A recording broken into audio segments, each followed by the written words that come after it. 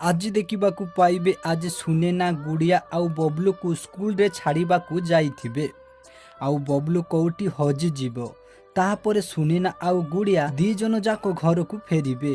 ଆଉ ଇଆଡ଼େ ସୁଗନ୍ଧା ବବଲୁକୁ ନିଜେ ଲୁଚେଇ ଦେଇଥିବ। ଆଉ ବୁଲବୁଲ ଦେବୀ ପାକେ ବିଷ ବୋତଲକୁ ଦେଇ କହିବ, ବବଲୁ ଯଦି 24 ଘଣ୍ଟା ଭିତରେ ଘରକୁ ନ ଫେରେ ତାହେଲେ ଏ ବିଷ ମୋ ଖାଇବାରେ ମିଶାଇ ଦେଇଦେବେ।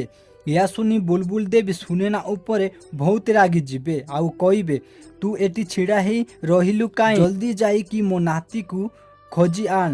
ଆଉ ମନେ ରଖ, 24 ଘଣ୍ଟା ଭିତରେ ଯଦି ମୋ ନାତି ଘରକୁ ନ ଫେରେ ତାହେଲେ ମୁଁ ବି ସୁଗନ୍ଧା ବୋଲି ଏଇ ବିଷ ପିଇ ମୋ ଜୀବନ ହାରିଦେବି। ତାପରେ ସୁନେନା କାନ୍ଦି କାନ୍ଦି କହିବେ, ମୁଁ ଆପଣଙ୍କୁ କଥା ଦଉଛି ବବଲୁକୁ ଖୋଜିବା ପାଇଁ ମୁଁ ଆକାଶ ପାତାଳ ଏକ କରିଦେବି।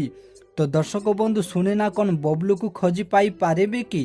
ତାହେଲେ କମେଣ୍ଟ କରି ୟେସ୍ ଲେଖ। ତ ଆଜି ଏଭଳି କିଛି ଜବରଦସ୍ତ ସିନ୍ ଦେଖିବାକୁ ପାଇବେ।